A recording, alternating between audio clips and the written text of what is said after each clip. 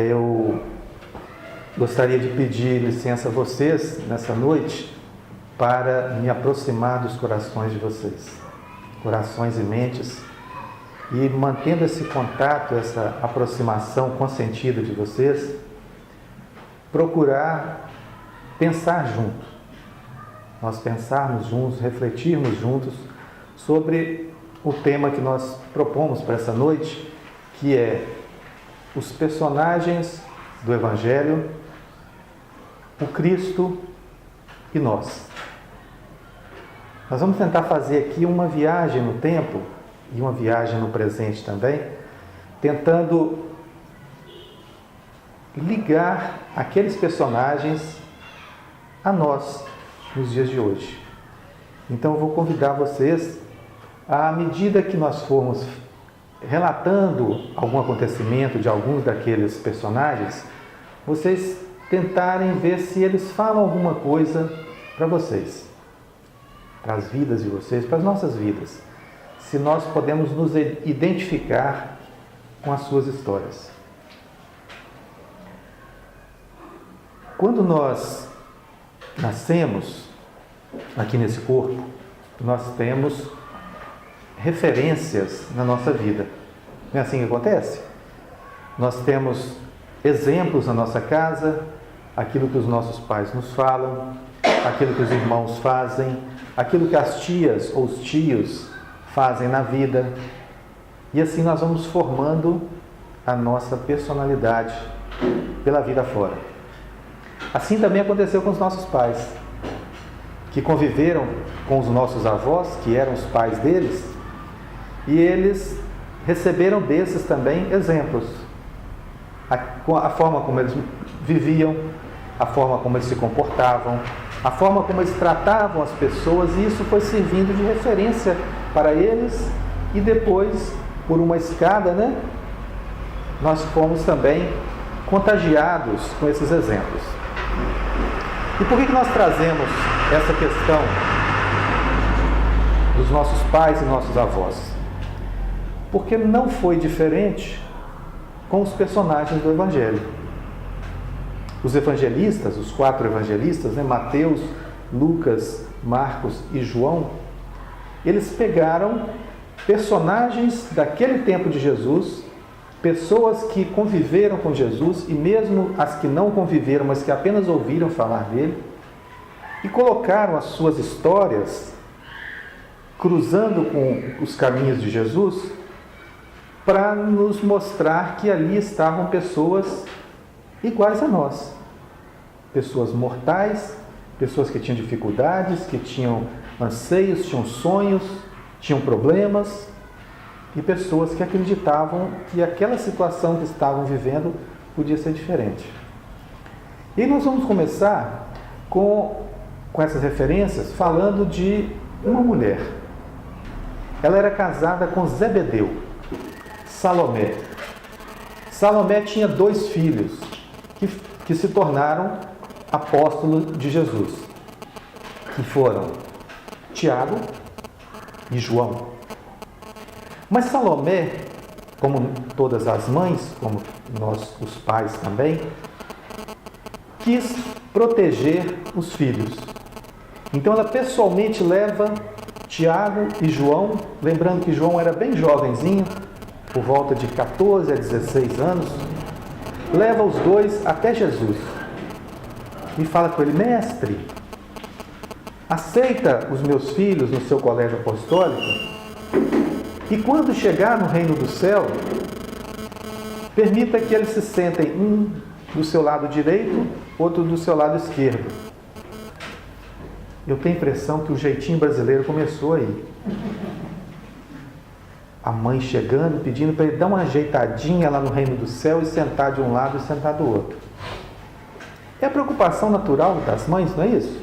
Encaminhar os filhos para um bom emprego, para a educação, na escola, se puder até dar uma ajudinha na namorada, tem que ser uma moça boa, uma moça prendada, no linguajar antigo, uma boa dona de casa, que seja uma boa mãe, que seja uma boa companheira, que seja honesta. E ali naquele momento estavam a mãe querendo que os filhos se salvassem para o reino de Deus.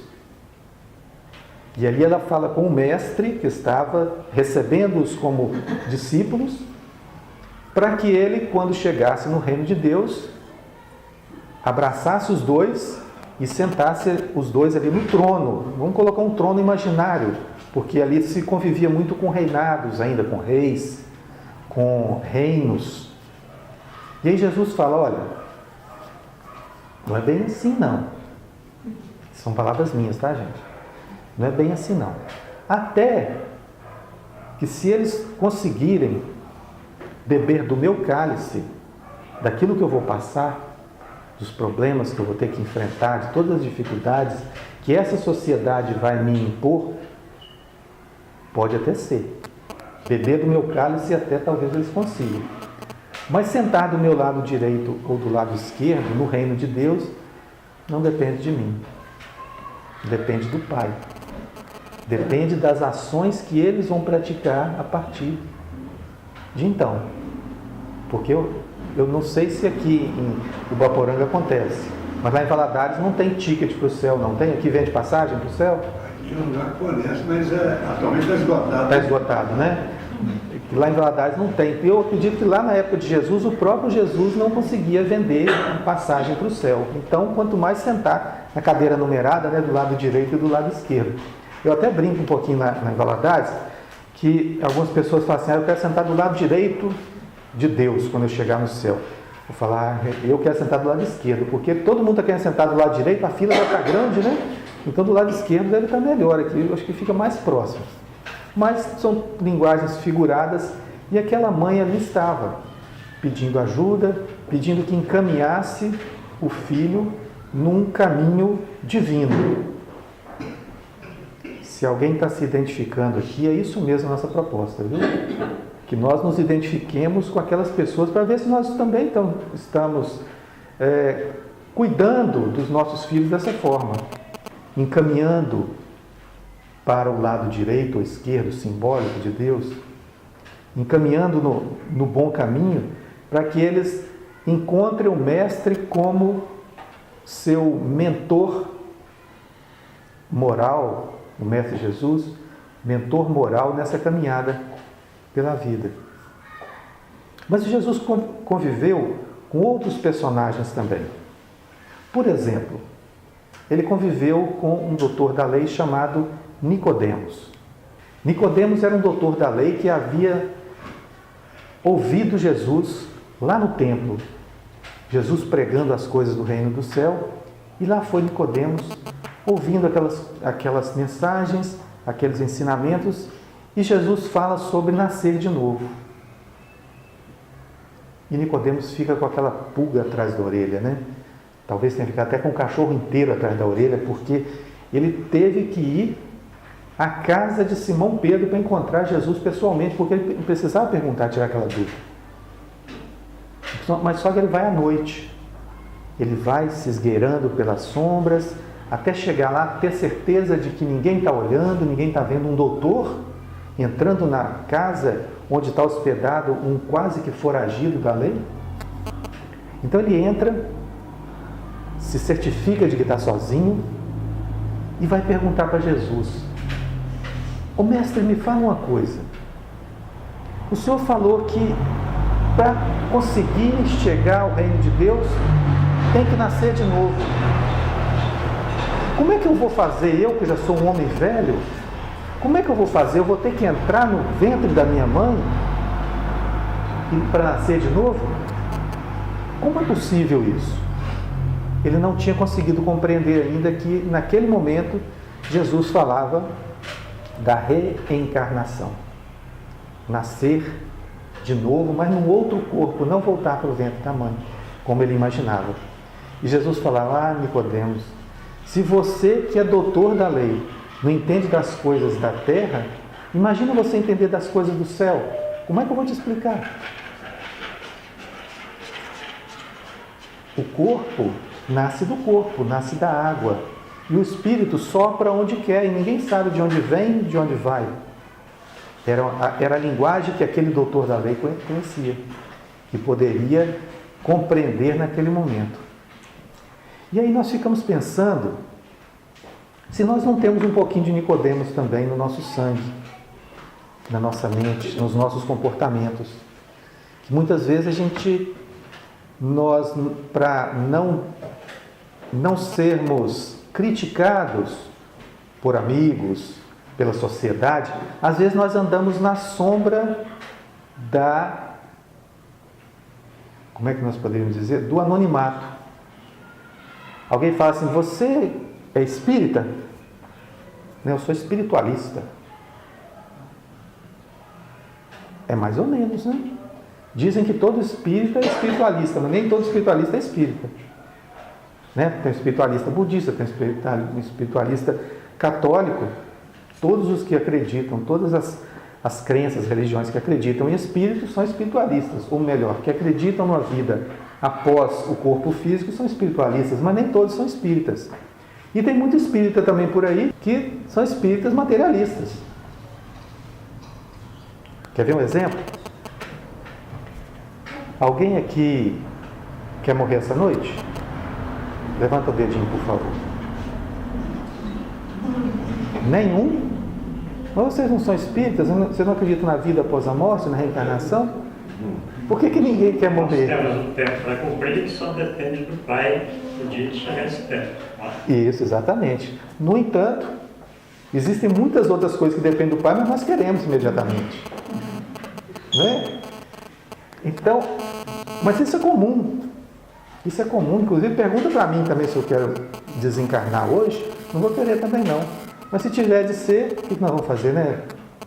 Se tiver de ser, ainda agora, antes de sair de casa, eu falei com a minha esposa assim, olha, eu estava revirando lá no sistema, lá, acertando, fazendo declaração de imposto de renda, né? Nós estamos agora na última semana, né, de imposto de renda, me parece.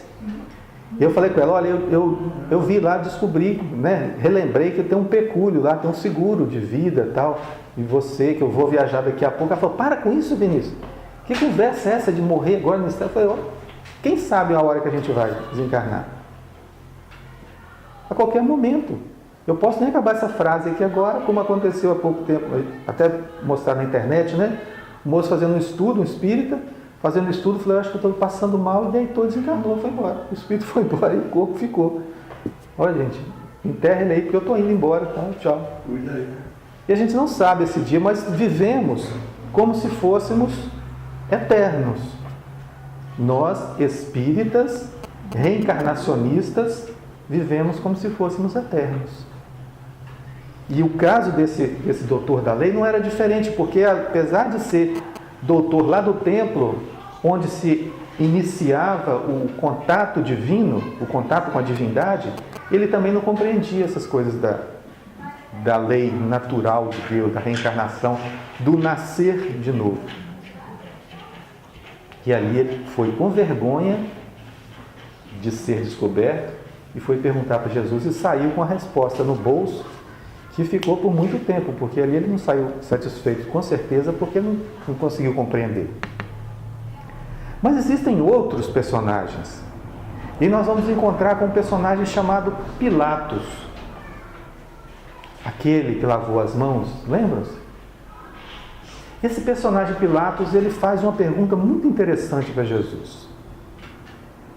Primeiro ele pergunta, você é o rei dos judeus?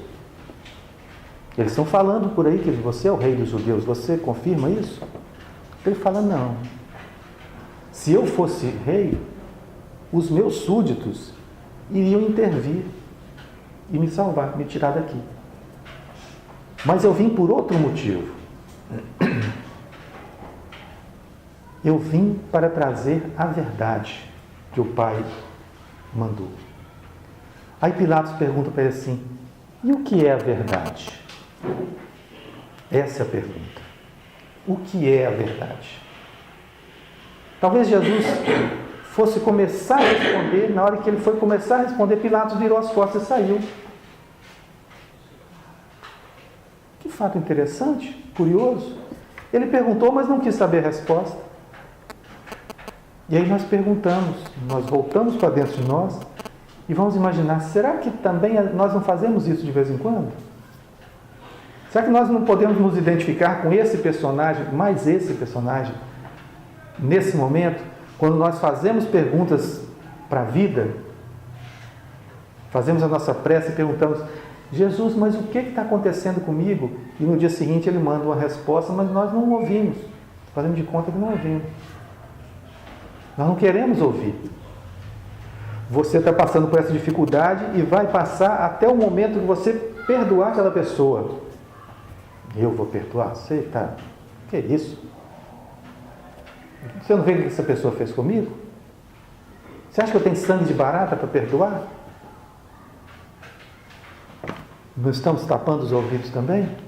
Não estamos fazendo igual Pilatos, que virou as costas e saiu, e depois ele ficou pensando lá, como diz o mineiro, né? Ficou matutando lá. O que é a verdade? O que é a verdade? Isso deve ter ficado ecoando nos ouvidos dele por séculos e séculos, até um dia talvez já tenha descoberto o que era a verdade que Jesus trazia naquele momento. Mas nós temos ainda um outro personagem. Temos um personagem que virou até música, agora recentemente, coisa de 20 anos para trás, que se chamou, ficou conhecido como o jovem rico. Aquele jovem que foi embora, deixou tudo para outra hora. Jesus estava lá falando com as pessoas, fazendo as suas pregações, os seus ensinos, e se aproxima um jovem. Esse jovem, ele tinha uma peculiaridade. Ele não estava doente, ele não estava sendo perseguido, ele não era um religioso dos templos, não era um fariseu, não era um discípulo, não era um pescador. O evangelista Mateus, por exemplo, vai falar apenas que era um jovem. Depois, mais tarde, é que o espírito Humberto de Campos clareia mais, dando os dados biográficos desse rapaz. E ele nos fala que esse jovem era muito rico. Rico de bens, de posses, de atividades esportivas, de servos, mas era uma pessoa também muito justa. Não era um rico qualquer, era um rico e justo. É um detalhe interessante nisso aí. Ser rico, naquele tempo, vamos deixar bem claro que nós não estamos falando que todo rico é injusto não, tá, gente? Estou dizendo que aquele rico, aquele jovem que era rico, ele era muito justo para com os seus servos, seus criados. E ele vivia em um palácio muito luxuoso, com todo o conforto, com comidas muito saborosas, com frutas. Tinha cavalos trazidos de outras regiões, cavalos de raça, puro sangue. Ele gostava de participar de corridas. Aquelas corridas, talvez você já tenha visto em filme, eu só vi em filme. É uma carruagem pequena, onde o cavaleiro vai em pé, segurando as rédeas, e eles põem 4 cavalos na frente, 4 cavalos puro sangue, e eles disputam corridas. As bigas, né? As bigas. As bigas eram puxadas por 2 cavalos, por isso bigas, né? Mas esses eram de quadrigas, eram 4 cavalos puro sangue, enfileirados, e ele participava dos jogos e estava próximo daqueles jogos acontecerem. Então, quando ele se aproxima de Jesus, ele pergunta: mestre, o que eu devo fazer para herdar o reino do céu? É interessante a pergunta dele, né? Herdar o reino do céu. Dá a impressão que alguém vai entregar alguma coisa, né? Alguém que tem a posse, um avô, por exemplo, vai desencarnar e deixa uma herança, uma casa, um sítio. E ele pergunta: o que eu posso fazer para herdar o reino do céu? Quem é que vai me dar isso? Seria um primeiro pensamento. Mas ele queria chegar lá, queria saber como é que ele fazia para chegar lá. E aí, Jesus fala para ele assim: observa os mandamentos. Aí ele pensa: uai, se eu fosse mineiro, né, ele ia falar: uai, isso eu já faço. eu já respeito as pessoas, eu oro a Deus, eu faço todas as coisas, faço minhas orações, então eu devo estar salvo já. Então já devo estar pronto para ir para o reino do céu. Aí Jesus fala, ainda não é suficiente não. Você precisa agora ir, vender tudo que tem, dar aos pobres, vem e segue-me. Aquele jovem assustou. E vender tudo que eu tenho, dar os meus bens e seguir, eu acho que isso é meio muito para mim agora. Não estou preparado para isso. E foi para casa, voltou para casa, ainda atormentado com aquela situação, com aquela resposta, porque ele não estava disposto a abrir mão de todas aquelas coisas, embora quisesse honestamente encontrar o reino do céu, aquele reino que desse paz ao coração dele, porque ele vivia atormentado. Apesar de todo o luxo, ele vivia atormentado. E aí ele deixa para depois. Acontece que esse depois é muito perigoso. Tem um ditado popular que fala assim, não deixe para amanhã o que você pode fazer hoje, não é? Conhece esse ditado? E ele deixou para amanhã o que podia fazer hoje. E chegou o dia dos jogos. Ele foi participar da corrida com seus cavalos de raça, com a sua carroça muito bem lubrificada, muito reluzente. E numa daquelas curvas da competição, a carruagem dele tomba, ele é atirado ao chão e os cavalos que vêm por trás atropelam com carroça, com tudo, e ele desencarna ali. Então, aquela oportunidade que ele teve de seguir Jesus, naquela condição de encarnado, ficaria para depois, porque agora ele estava desencarnado. Mas se nós formos observar o que pode ter passado na cabeça daquele jovem, nós podemos também nos identificar com isso. Talvez nós tenhamos ou estejamos passando por situações parecidas, já agora adaptadas para a nossa época, né?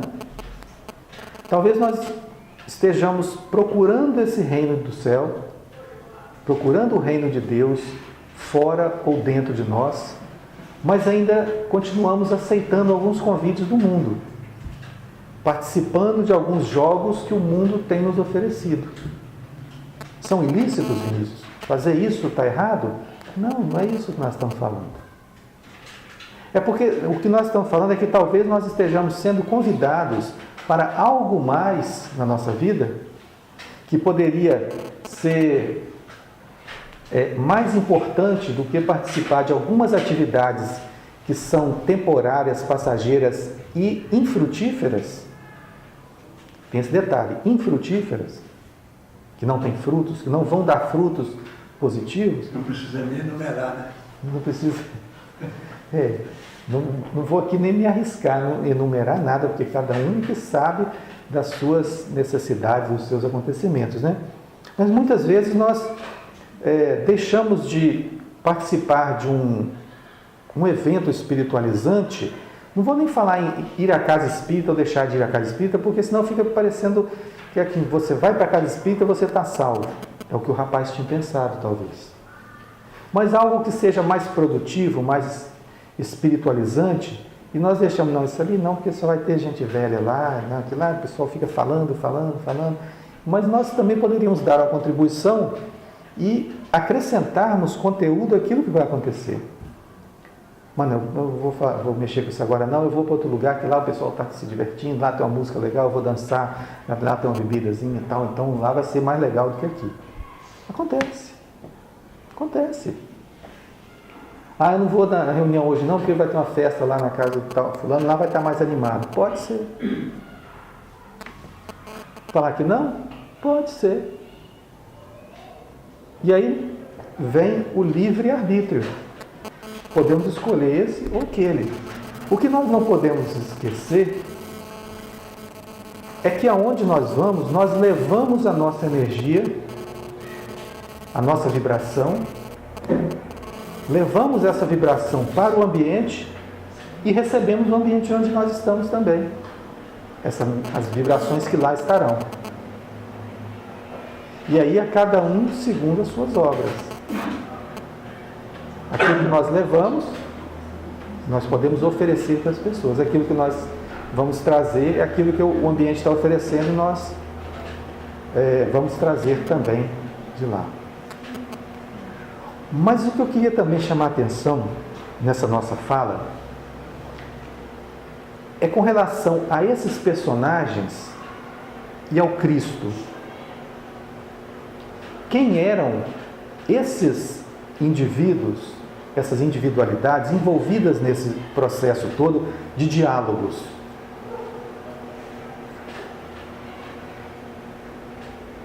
Esses personagens que nós falamos, Salomé, a mãe, os dois filhos, Tiago e João, o governador Pilatos, o jovem rico, o doutor da lei Nicodemos, todos esses e muitos mais outros, os próprios leprosos que Jesus curava, os cegos, os coxos, a mulher hemorroíça, todos eles eram espíritos como nós, encarnados num corpo físico, passando por uma experiência que os trouxe até ali, daquela maneira, daquela forma, naquele corpo, com aquelas dificuldades, com aqueles anseios, com aqueles sonhos, com aquela busca. Eram personagens como nós aqui. Nós estamos aqui em aproximadamente 32 pessoas. Um pouco mais. Alguém contou? Alguém falou 35? 35. Tudo bem. 35 encarnados. Nós não estamos contando os desencarnados, não. Estamos falando dos encarnados. Cada um de vocês, e eu também, que estão aqui, tem um sonho. Tem uma dificuldade. Tem uma busca. Tem uma experiência. Tem um talento. Tem um defeito. Cada um de nós aqui presentes. E não era diferente daqueles que estavam lá também. Todos eles, na essência, buscavam a mesma coisa que nós.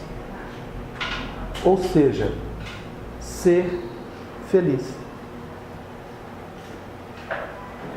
Todos nós buscamos ser felizes. De uma forma ou de outra, olhando por um ângulo da vida ou por outro, todos nós buscamos ser felizes. E essa felicidade não quer dizer que a gente vai ficar alegre, saltitante por aí. Não, não é isso. Queremos ter o conforto espiritual, ter a paz. E isso é felicidade. E nós utilizamos os recursos que nós temos à mão. Ou é o recurso financeiro da profissão, do trabalho, ou é a ajuda de alguém, de um irmão, de uma família, de uma instituição, ou é a ajuda, o amparo da sua religiosidade, do seu templo religioso, da espiritualidade, do passe, da água fluidificada. Todos nós buscamos os nossos recursos. E aqueles personagens também estavam buscando. Só que tem um detalhe nessa coisa toda aí que às vezes passa despercebido. Eles não estavam conversando com alguém igual a eles. Eles não conversavam com um ser que estava ali nessa busca.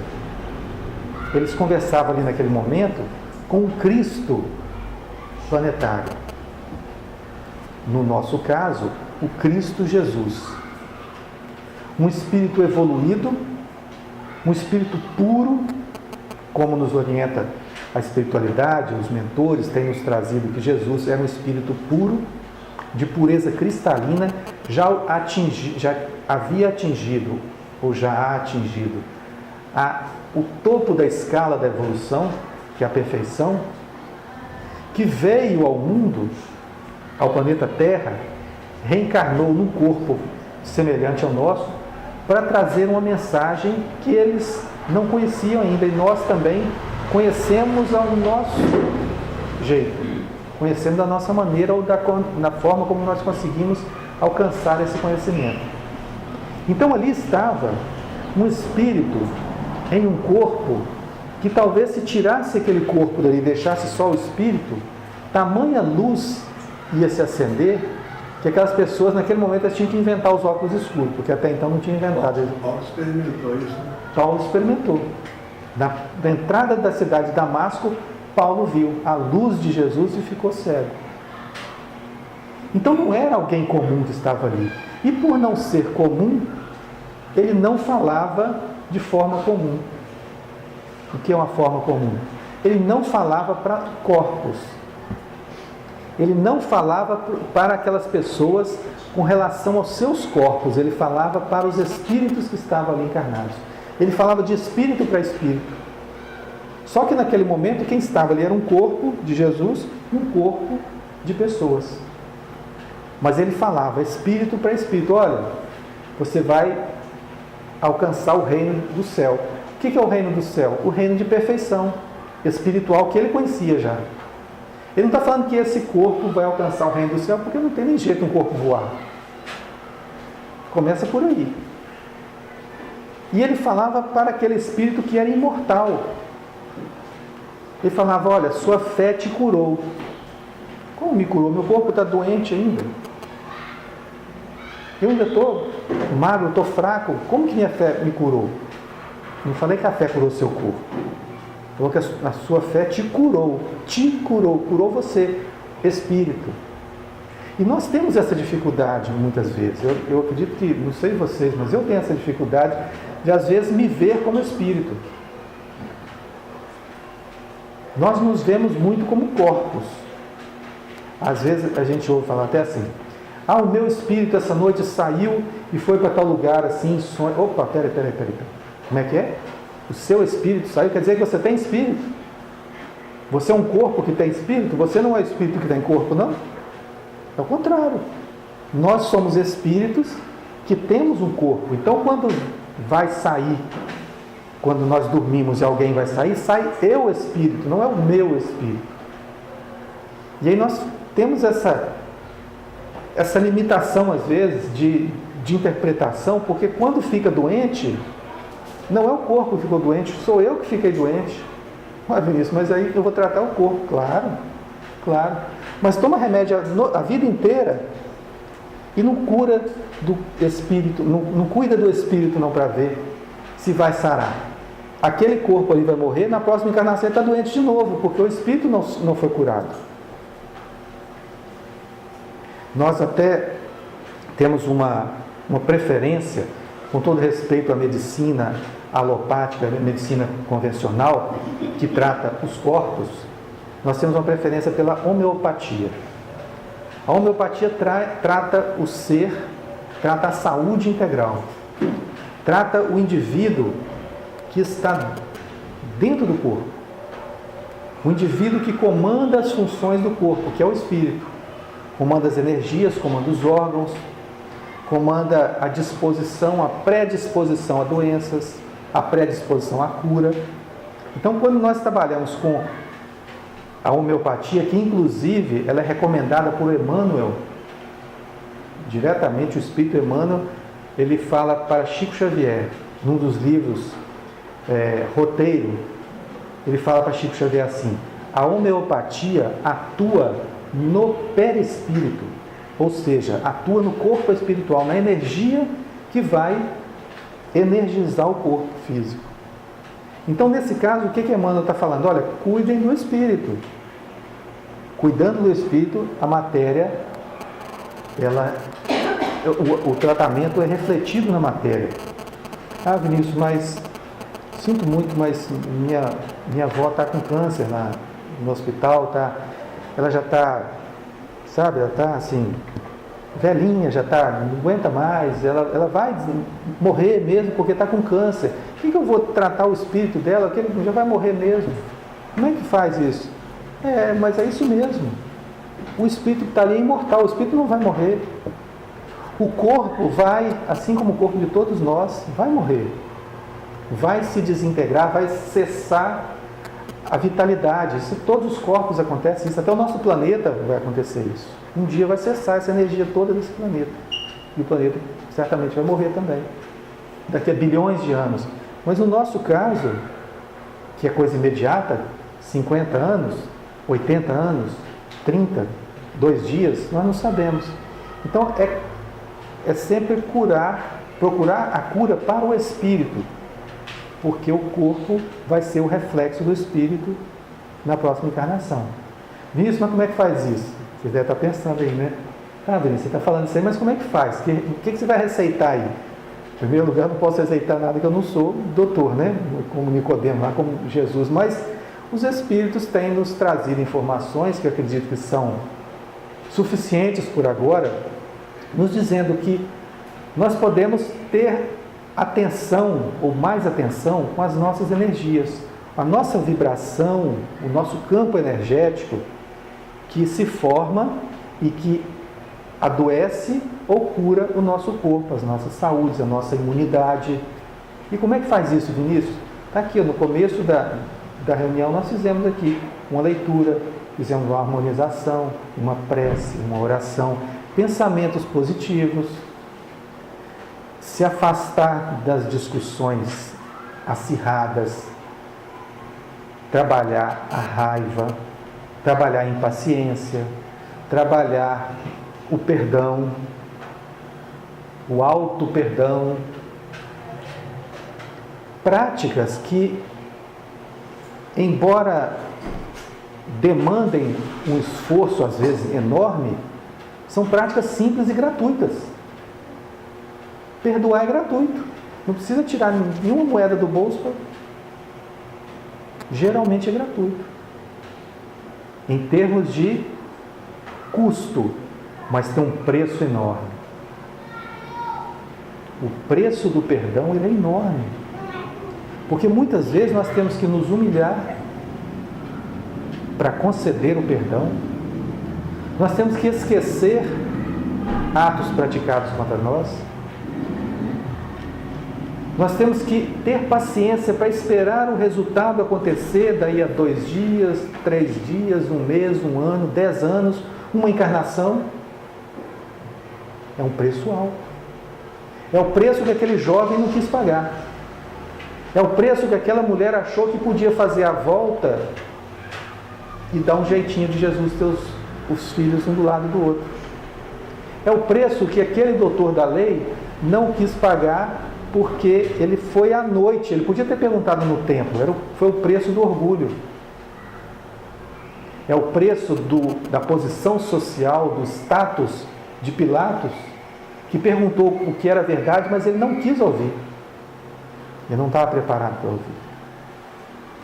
E é o preço de tantas outras coisas que nós podemos encarar de frente, mas muitas vezes nós deixamos para depois. Não estamos dispostos ainda a dar tudo o que tem em termos de vaidade, de orgulho, de posição social, de busca por uma condição de humildade, e deixamos para depois, porque não damos conta agora. É um outro detalhe também interessante. Nós sermos lúcidos o suficiente, porém não descuidarmos desse detalhe, porque tem coisa que nós não damos conta agora. Não damos conta de fazer. Fazemos essas reflexões quando nós caminhamos pelas casas espíritas, aqui da cidade, da região, lembrando para nós que nós somos espíritos. Nós não estamos nas casas espíritas por acaso. Nós já rodamos muito por outras religiões, outras crenças, ou em outras encarnações. Trazemos para a casa espírita, cada um aqui traz o seu talento. Cada um tem potencial para oferecer para a causa espírita. Não é para a casa espírita, não, porque como Jesus falava, vai chegar um tempo que não vão haver templos mais. A palavra de Deus não vai ser pregada num monte ou num templo, vai ser dentro dos corações. Mas nós ainda estamos trabalhando com entidades, com instituições.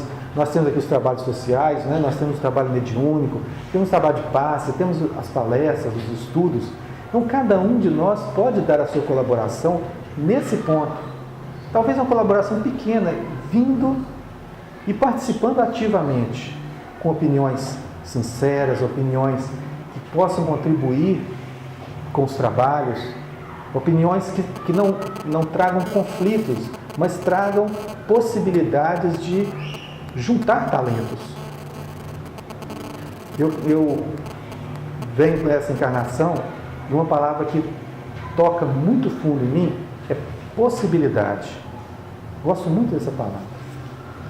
Possibilidade. É só isso? Existe outra possibilidade de fazer diferente? De fazer do seu jeito e me agradar? Eu achava que o meu que era o certo, vamos fazer do seu jeito? É sempre uma possibilidade. Esse menino é desobediente.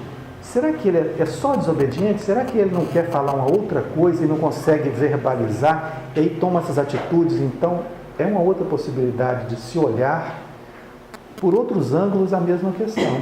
E Jesus fazia isso o tempo todo. Ele olhava a energia das pessoas, olhava o perispírito, via toda a aura da pessoa, sabia com quem ele estava falando. Se era com aquele personagem que se apresentava ali naquele momento, ou se era o personagem da encarnação passada dele, ou se era de outra, ou de terceira, ou quarta encarnação. Mas Jesus sabia, ele fazia, usando a linguagem aqui mais moderna, Mateus, ele fazia um scanner daquele espírito, escaneava todo o passado dele, falava, esse espírito não é o jovem rico, não. Quem está falando aqui é um guerreiro lá da época de Moisés, que invadia territórios, agora está vendo que há uma necessidade de mudar, não importa toda a riqueza que ele tem, ele quer mudar. Então eu vou falar com ele, olha, se desfaz disso, que você já viveu isso, vem e me segue. Mas só o seguir não é o reino do céu, não. Você vai me seguir, eu estou indo para lá, você vai ter que vir atrás. Seguir não é apenas isso. Assim como ser espírita não é garantia de ninguém que vai para nosso lar. Porque a gente tem ouvido falar em transição planetária, porque alguns espíritos vão ser levados daqui para um planeta mais atrasado, um planeta primitivo, para ajudar lá naquele planeta. Falou, pai, eu vou ficar, porque eu sou espírita, então eu sou trigo, eu não sou joio. Na hora que tiver a separação do joio e do trigo, vão tirar os joios, vão mandar para outro planeta primitivo e nós vamos ficar aqui, porque a gente já conhece reencarnação e tal.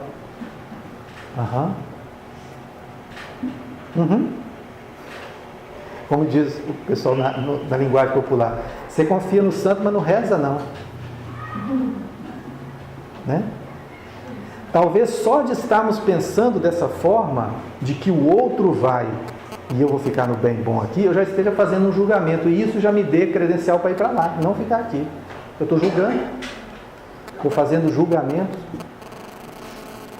Talvez com o conhecimento que nós já temos de doutrina espírita, de evangelho, de evolução, talvez a nossa fala pudesse ser possibilidade. Talvez pudesse ser. Já que vai ser um planeta de sofrimento, um planeta um planeta primitivo, e eu já tenho esse conhecimento, estou na fila para ir para ajudar. E não ficar aqui no bem bom, vou para ajudar. Nós nos inscrevermos para a fila dos trabalhadores. Quem sabe lá nós já sejamos uns iniciados no conhecimento da doutrina espírita, nós possamos até participar da codificação do espiritismo de lá. Espiritismo simbólico, não é obrigatório ter isso em todo lugar. Mas quem sabe se a nossa postura perante a vida pode ter um olhar diferente, um olhar agora mais aproximado do que seja a nossa necessidade, nosso objetivo como espíritos de estarmos aqui dentro de uma instituição que ensina essas coisas de espiritualidade e nós ainda talvez não tenhamos percebido suficientemente isso. E talvez estejamos ainda com alguma dificuldade, ou até mesmo oferecendo dificuldades para outros que estão trabalhando e lutando por ajudar-nos a conquistar essas coisas. Então eu agradeço imensamente a casa pelo convite, na pessoa da Áurea, pela recepção que nós tivemos, pela simpatia de vocês todos. Fico muito feliz em ver o Mateus aqui. Nós nos encontramos há muitos anos atrás na evangelização e ele era um jovenzinho pequeno que despontou, Mateus. Espero que você continue naquele mesmo aquela mesma postura daquela época, que eu já ouvi falar aqui que está, né? Todos vocês estão se dedicando também à casa, em trabalho, mas o Mateus era muito pequenininho e a gente fazendo um estudo sobre os trabalhadores da última hora. E todas as perguntas que nós fazíamos, ele estava participando também, respondia, e perguntas muito interessantes, respostas muito interessantes ele dava.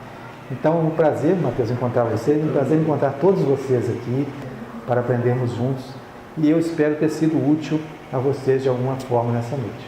Muito obrigado.